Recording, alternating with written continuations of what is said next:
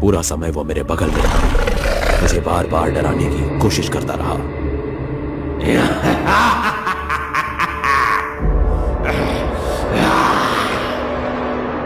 मैं बड़ी शिद्दत से अपना अमल कर रहा था।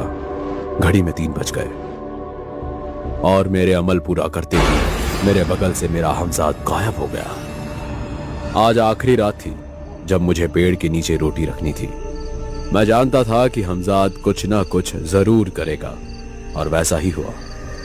जब मैं रोटी रखकर वापस निकल रहा था तो मुझे जानी पहचानी आवाज सुनाई थी। मैं तुम्हारा ही हमजाद हूँ, मुझे पाने के लिए ही तो ये अमल कर रहे हो।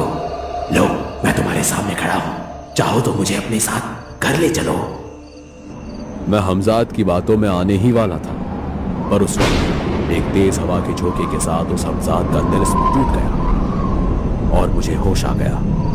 मैं समझ गया कि यह हमजाद फिर से मेरे साथ फरेब कर रहा है और मैं बिना पीछे घूमे अपने घर लौट आया।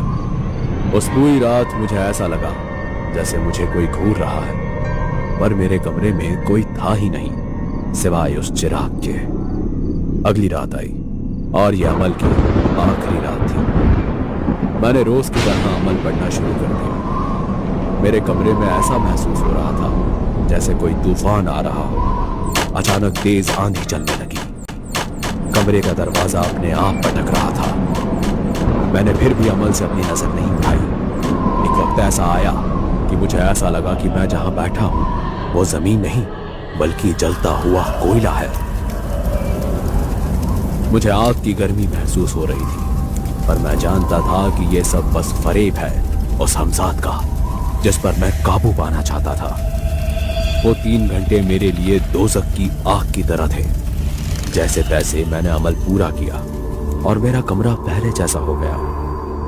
आज मुझे कोई रोटी नहीं पहुंचानी थी। मैं डरते डरते कमरे में सो गया। लगभग 1 घंटा बीता और मेरी अचानक आंख खुल गई। मेरे सामने कोई साया था। मुझे अंधेरे में उसका चेहरा ठीक से दिखाई नहीं दे रहा था। कौन हो भाई? और तभी उस चिराग की रोशनी उसके चेहरे पर पड़ी। मेरे सामने मेरी ही शक्ल का हूबहू एक शख्स खड़ा था। आज रोटी नहीं भेजी आपने? खैर, मुझसे डरो मत। मैं तुम्हारा जिस्म लतीफ हूं जिसके लिए तुमने इतने दिन दुख झेले हैं। तुम्हें यह जानकर खुशी होगी कि तुम अपना अमल पूरा करने में कामयाब हो गए। मैं तुम्हारा हमजाद हूं और अब से तुम्हारा हर हुक्म निभाऊंगा, पर इससे पहले मेरी कुछ शर्तें हैं जो तुम्हें माननी होगी। कैसी शर्तें? तुम मुझे कभी भी नापाकी की हालत में नहीं बुलाओगे। अगर तुमने कभी मुझे नापाकी में बुलाया तो मैं नहीं आ पाऊंगा। कि हमजाद एक रूह होती है और रूह पाक होती है। इसके अलावा एक और सवाल, मैं कितने समय तक तुम्हारा गुलाम रहूंगा यह तुम्हें अभी बताना होगा। 100 बरस।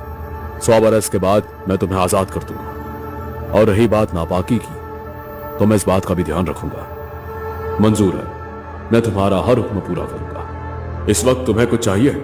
क्या किसी चीज की जरूरत है? हमजाद के पूछते ही मुझे एकदम अपनी भूख याद आ गई और मैंने जल्दी से कहा, मुझे इस वक्त सख्त भूख लगी है। कहीं से अगर खाना मिल सके तो अच्छा है। जो हुक्म। हमजाद पल भर में गोश्त की देगची ले आया। मैंने महीनों से गोश्त देखा नहीं था और किसी फकीर की तरह मैं उस गोश्त पर झपट पड़ा। मेरे खाने के बाद मैंने उससे पूछा, क्या तुम सबको दिखाई देते हो या सिर्फ मुझे? नहीं, मैं बस अपने मालिक को ही दिखाई और सुनाई देता हूं। हमजाद को हासिल करने के बाद मैं बहुत ज्यादा खुश था। मैंने कुछ ही दिनों में अपनी जिंदगी बदल दी।